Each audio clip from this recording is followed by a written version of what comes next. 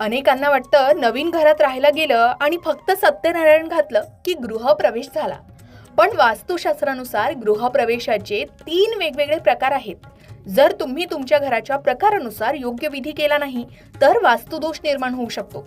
आजच्या या व्हिडिओमध्ये आपण गृहप्रवेशाच्या अशा काही गोष्टी जाणून घेणार आहोत ज्या कदाचित तुम्हाला कोणीच सांगितल्या नसतील.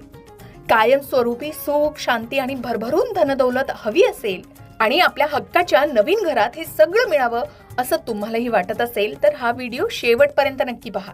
नवीन घर घेणं किंवा बांधणं हे प्रत्येकाचं एक स्वप्न असतं, पण त्या घरात राहण्याला सुरुवात नेमकी कधी करावी? शिवाय केवळ मुहूर्त पाहून चालत नाही, तर प्रवेश करण्याची पद्धतही शास्त्राला धरून असावी असं सांगितलं जातं.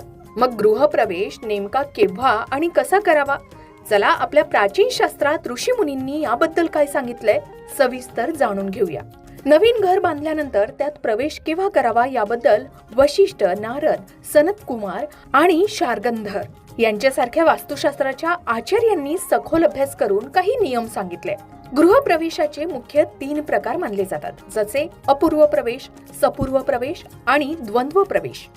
आता अपूर्व प्रवेश म्हणजे जेव्हा आपण एखादे नवीन घर बांधतो आणि त्यात पहिल्यांदाच प्रवेश करतो तेव्हा त्याला अपूर्व प्रवेश असं म्हणतात. सपूर्व प्रवेश म्हणजे जर आपण तीर्थयात्रा किंवा प्रवासाला गेलो असू आणि तिथून परत आल्यावर पुन्हा आपल्या घरात प्रवेश करतो त्याला सपूर्व प्रवेश म्हटलं जातं. आणि द्वंद्व प्रवेश म्हणजे आग, पाणी, वीज किंवा भूकंप यांसारख्या नैसर्गिक आपत्तींमुळे घराचं नुकसान झालं असेल आणि त्याची दुरुस्ती करून जेव्हा आपण पुन्हा घरात प्रवेश करतो तेव्हा त्याला द्वंद्व प्रवेश असं म्हणतात. तर मंडळी, या 3 प्रकारांमुळे गृहप्रवेशाचं महत्त्व आणि विधी वेगवेगळे असू शकतात. तुम्ही जेव्हा नवीन घरात जाता तेव्हा या शास्त्राचा विचार करून योग्य मुहूर्त काढणं सुद्धा शुभ ठरतं. आता गृहप्रवेश नेमका केव्हा करावा? तर गृहप्रवेश करताना केवळ मुहूर्तच नाही तर महिना आणि नक्षत्राचाही आपल्या जीवनावर खोलवर परिणाम होतो असं म्हणतात. शास्त्रात त्याचं वर्गीकरण केलं आहे.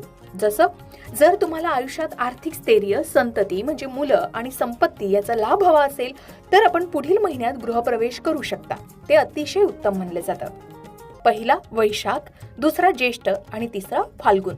आता कोणत्या महिन्यात काय फळ मिळतं?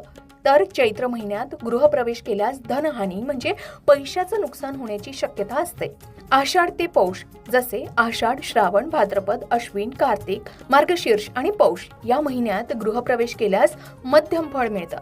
तसेच काही वेळा शत्रू वाढणं किंवा पैशाचं नुकसान होण्याचा संभव असतो. शुक्ल पक्ष आणि कृष्ण पक्ष याबद्दल विचार केला तर शुक्ल पक्षात किंवा कृष्ण पक्षाच्या दशमीपर्यंत गृहप्रवेश केल्यास घरात निरंतर प्रगती आणि वृद्धी होते असंही सांगितलं जातं. आपण यासाठी तज्ञांचा सल्ला नक्की